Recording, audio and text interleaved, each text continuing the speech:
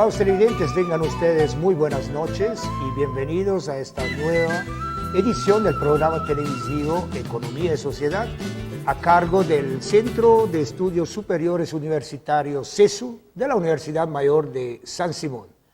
En esta oportunidad me es sumamente grato hablar de música. Ustedes dirán, bueno, música, economía y sociedad.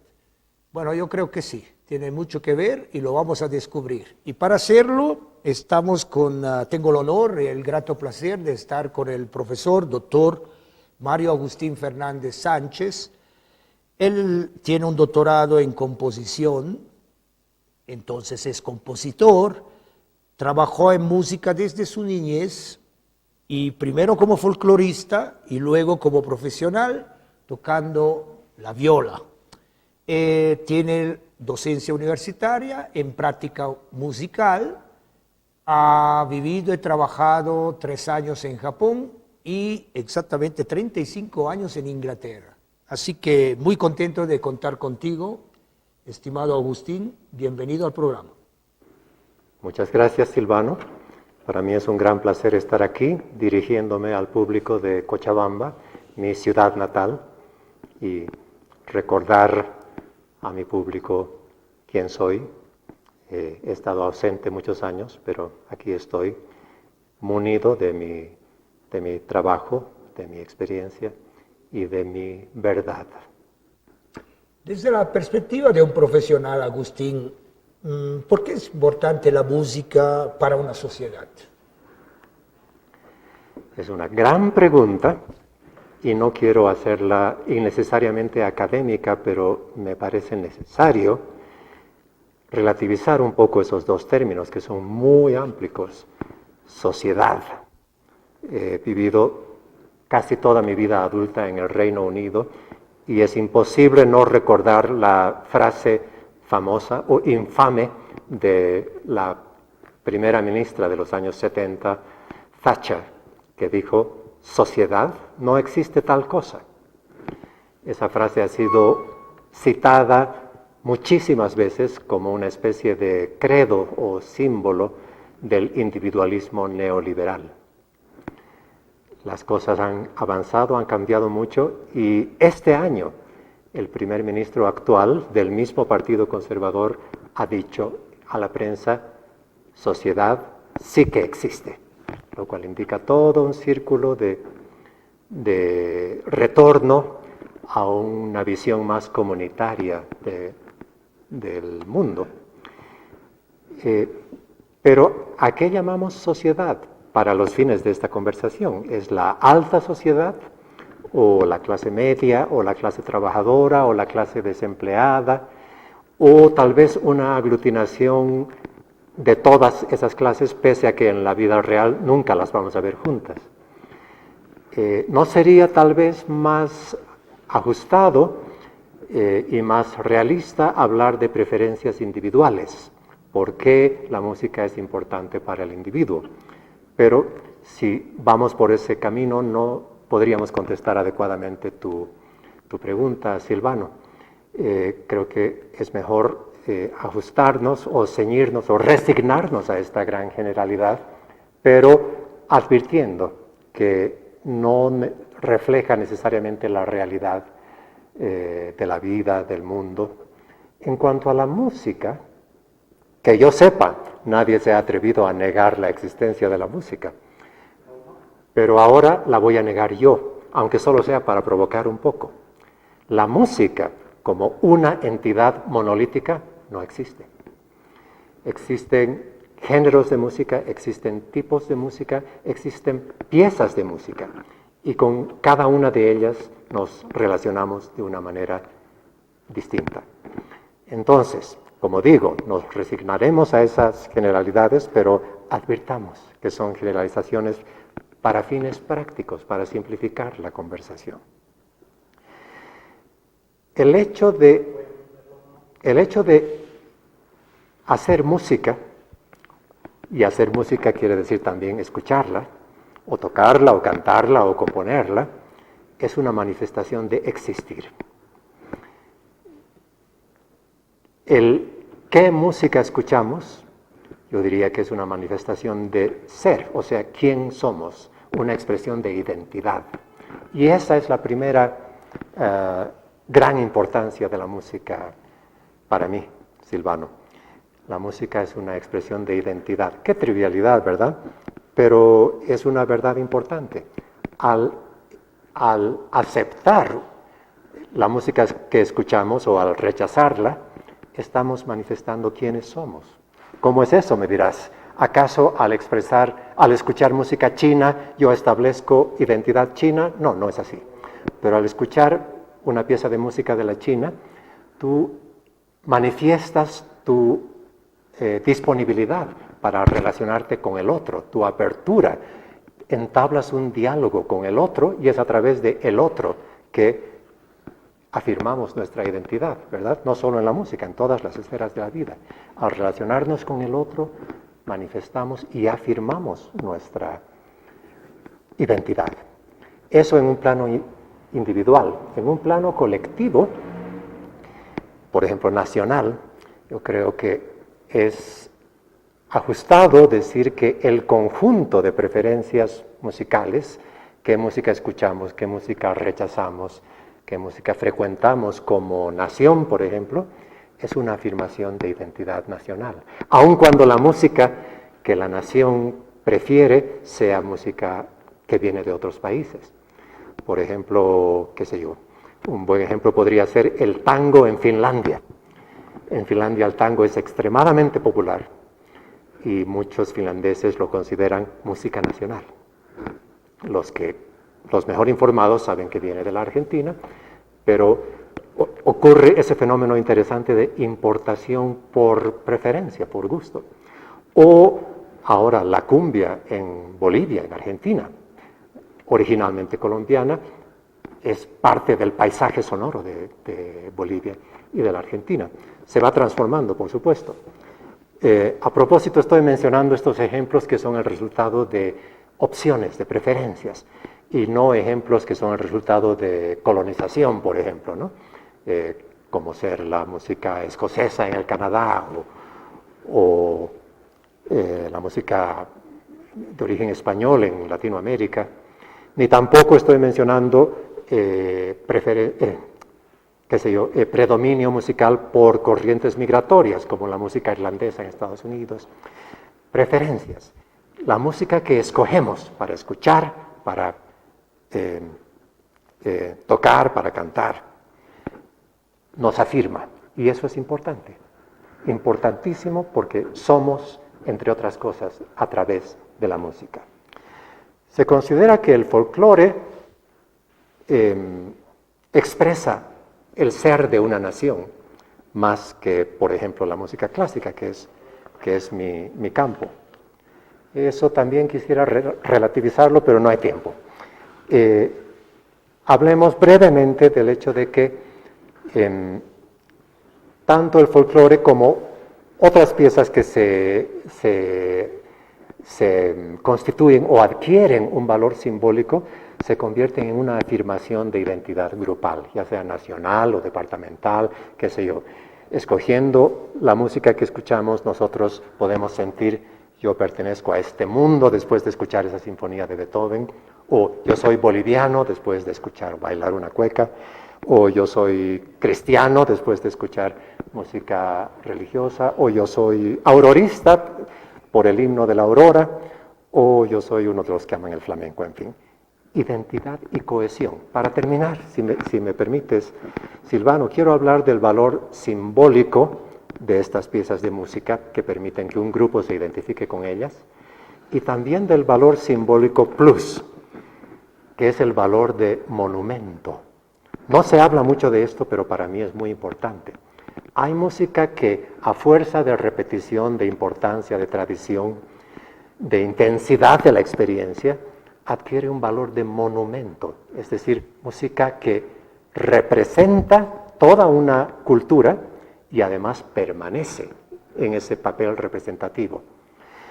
Es inevitable reconocer, me parece, que la música clásica se presta mejor a ese valor de monumento, porque desde su concepción la música clásica tiende a ser concebida en gran escala, dirigirse a un público grande, y además tiende a ser concebida con magnitudes ambiciosas. Ahí tenemos la Novena Sinfonía de Beethoven, el Ocaso de los Dioses de Wagner, Boris Godunov de Mussorgsky. Y en Bolivia sí tenemos obras de esa magnitud, de ese aliento, la Cantate de Homenaje de Villalpando, la ópera Compadre de Nicolás Suárez. Lamento que no se repita lo suficiente la experiencia de escuchar esas obras para que el país reconozca que esos son monumentos de identidad boliviana. Si hubiera más tiempo, hablaría de mis propias obras, algunas de las cuales han sido concebidas también con ese valor simbólico plus. Pero pasemos a tu siguiente pregunta. Está bien, Agustín. Bueno, y entonces vayamos del otro lado. ¿Hasta qué punto la sociedad reconoce la importancia de la música? Si tuviera una a mano, te daría una monedita, pondría una moneda aquí en la mesa. Y diría que una cara de la moneda dice que para todos los géneros musicales, para cada género musical, hay un público y hay un grupo, grande o pequeño, que reconoce su importancia y la aprecia. La otra cara de la misma moneda nos dice que todos los otros géneros que no ha escogido ese grupo permanecen ignorados, olvidados, tal vez despreciados, tal vez vilipendiados, ¿no?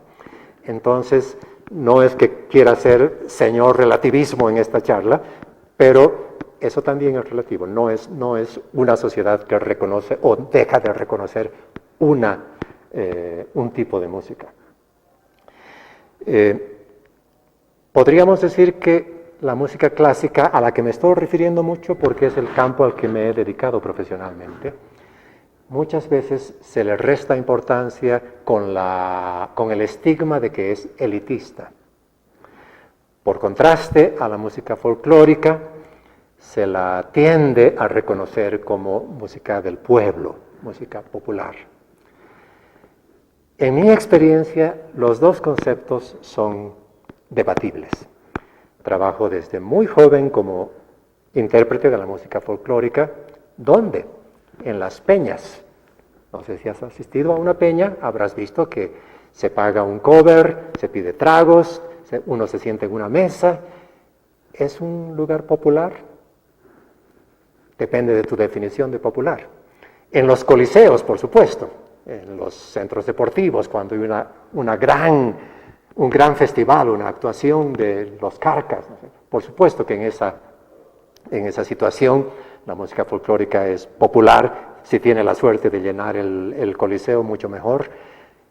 Pero ese pueblo que asiste a la gran actuación en un coliseo, estoy casi seguro que contiene una selección, una diversidad de clases sociales y de orígenes culturales. La música clásica, en la que también he trabajado desde mi adolescencia, la acusación de elitismo me parece altamente debatible. Observemos quiénes tocan en Bolivia Clásica, en la Orquesta Sinfónica Nacional, en las orquestas de Cochabamba, de Santa Cruz, quiénes cantan en los coros. ¿Son miembros de una clase privilegiada, aristocrática, todos universitarios? No. En la Orquesta Sinfónica Nacional, en la Sinfónica de El Alto, encontrarás una diversidad muy grande. Y lo mismo en los públicos, en el público de los conciertos clásicos. Yo quiero subvertir esas generalidades y yo quiero decir que distintos segmentos de la sociedad, si existe la sociedad, le da importancia a distintos tipos de música. Si es obligatorio generalizar, yo creo que sí, se le da importancia. Es una necesidad de la existencia el tener música para escuchar, para cantar, para tocar. Lo que me preocupa, y me preocupa cada vez más, es la renuencia del público en general a poner su dinero, donde están sus preferencias, es decir, a gastar un poco de dinero en la música, en pagar entradas, en comprar discos o en descargar discos, ¿no? Se ha creado, como bien sabemos, un mercado que ya ni siquiera es negro, un mercado gratuito de la música, y es muy cómodo para mucha gente el atenerse a eso, quedarse con eso y aprovecharse de la música sin una remuneración justa para los músicos. Eso es injusto y eso es una manera violenta de no reconocer la importancia del músico. Sí de la música quizás, pero no del músico. Ahí hay una anomalía, una irregularidad que me parece intolerable y que tiene que cambiar. Muy bien. Bolivia puede ser considerada extremadamente rica y diversa también en cuanto a música. ¿Cómo podría verse el fenómeno musical boliviano? Sí, hay mucha diversidad, eso es innegable. Hay mucha diversidad de géneros, hay mucha diversidad regional, por supuesto. Y yo orgullosamente reconozco y proclamo esa diversidad y al mismo tiempo me avergüenzo de no estar suficientemente consciente y suficientemente conocedor de una parte más grande de toda esa diversidad.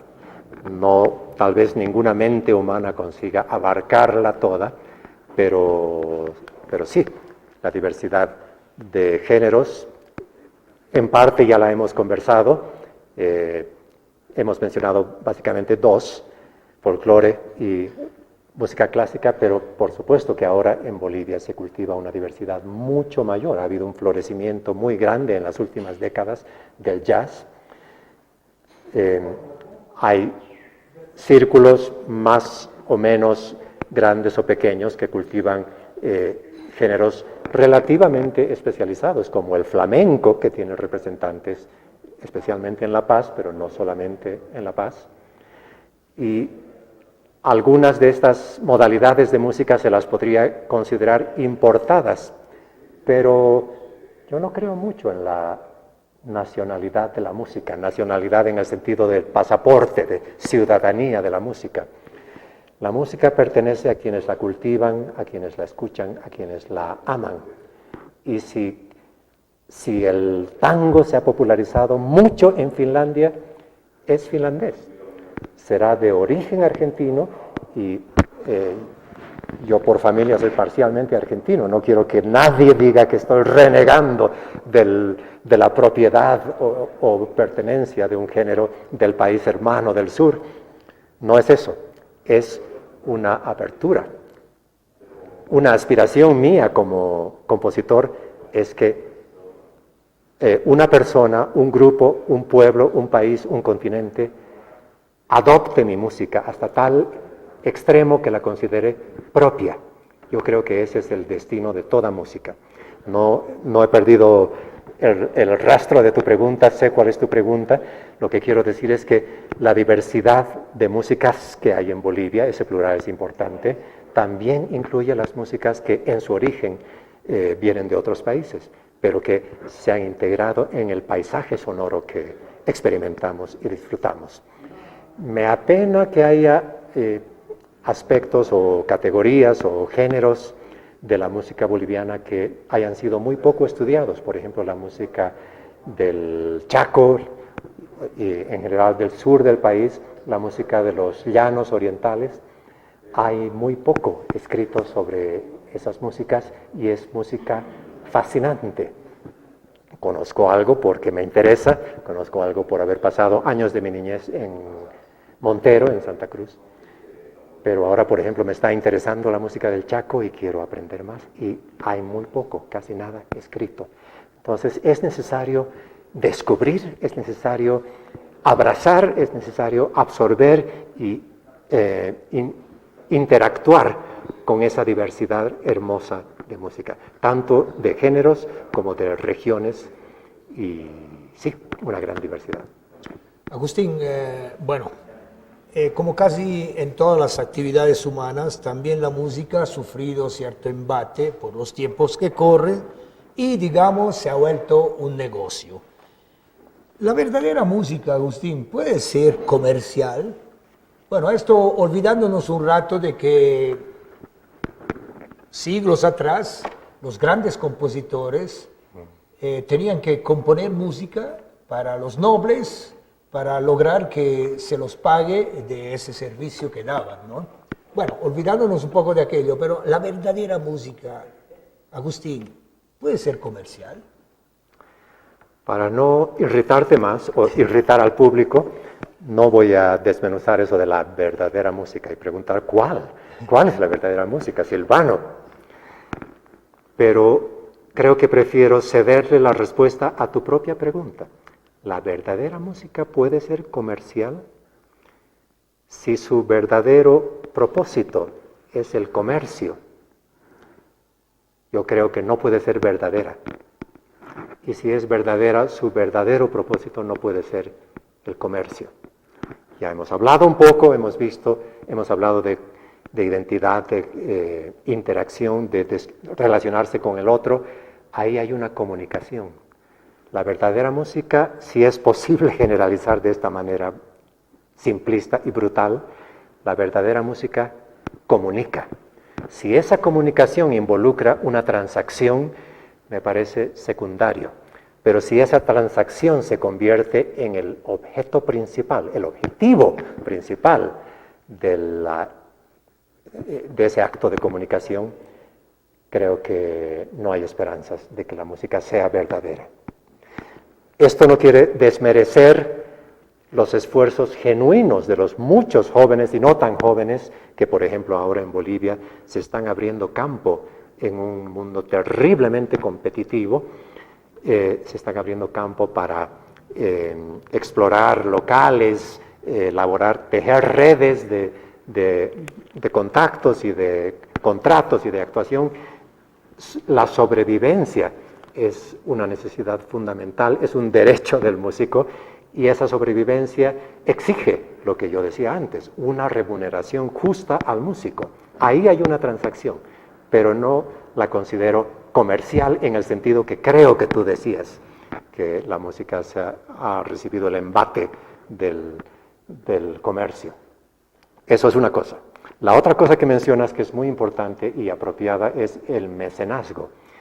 El sistema por el cual en algunas sociedades europeas de los siglos XVI, XVII, XVIII, se extendió la práctica de que aristócratas emplearan músicos para su entretenimiento, y eso incluía pagarles a los compositores para que compusieran obras de música.